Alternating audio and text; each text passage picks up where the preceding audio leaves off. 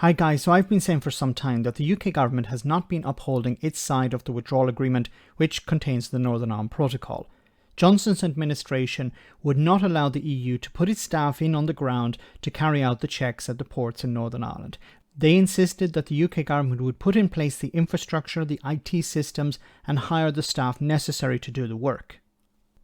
This is not happening, and the fact that it isn't and the frustration over it could be heard in the voice of the European Commission Vice President Maroš Šefčovič when he explained the problems that are occurring. Listen for the example I've highlighted before. And we implemented the proposal on the supply of medicine. When I was there, I heard about the major issues from business community, for political representatives with whom I'm in regular contact, including with Sir Geoffrey, and with the civic society. They've been telling us in October last year, we need to fix the medicine issue. And I promised them I will do whatever it takes to make sure that every person in Northern Ireland would have the same medicine at the same time as any other citizen of the UK. We delivered. We changed our own rules. We changed our own legislation.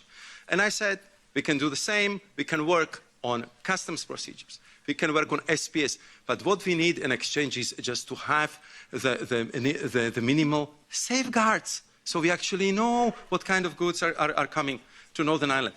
I regret to tell you that until today, we do not have the access to the IT system as we need. We got it on papers. We got it like a couple of weeks ago, static data for which we cannot use our assessment tools. So we don't know what is actually coming to Northern Ireland. There we have it.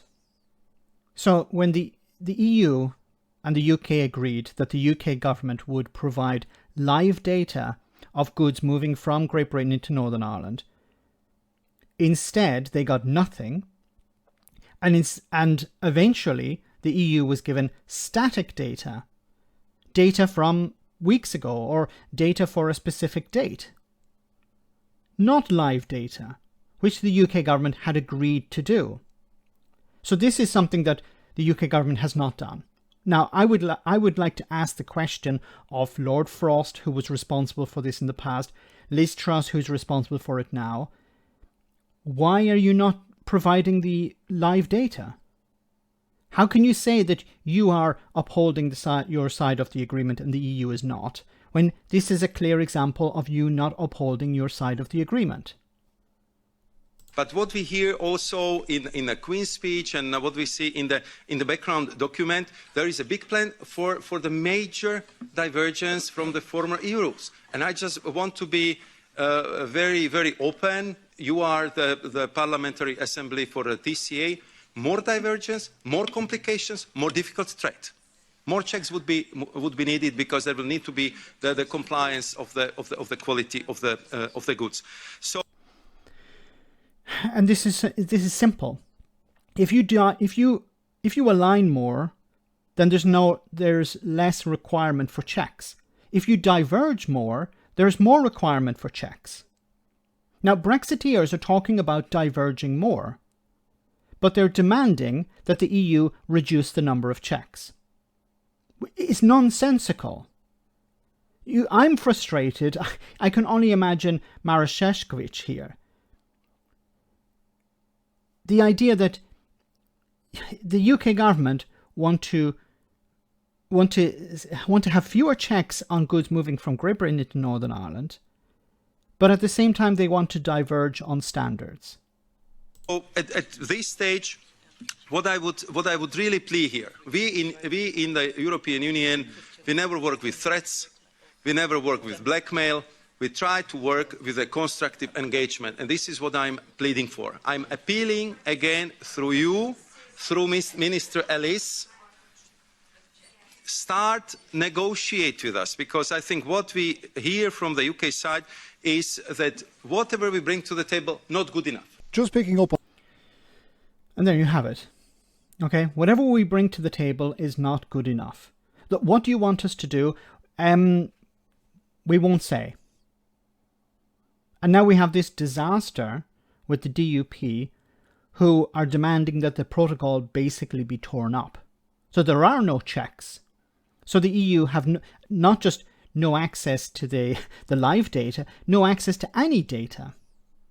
But the DUP have no actual solution to all of this.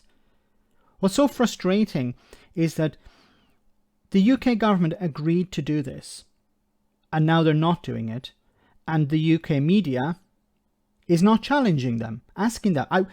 I sat through a 2-hour speech of Lord Frost at a think tank online, waiting to ask him this question. I wanted to ask him, why are you not providing the live data?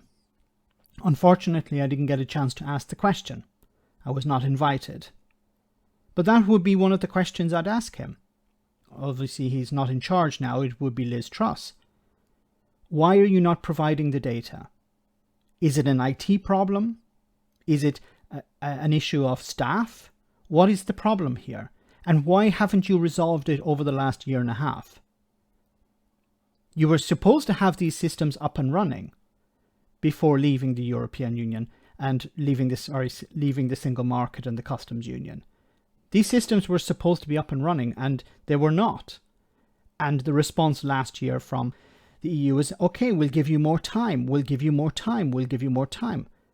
And these systems have not been fixed. These problems have not been fixed. And this is just one issue. There are numerous others.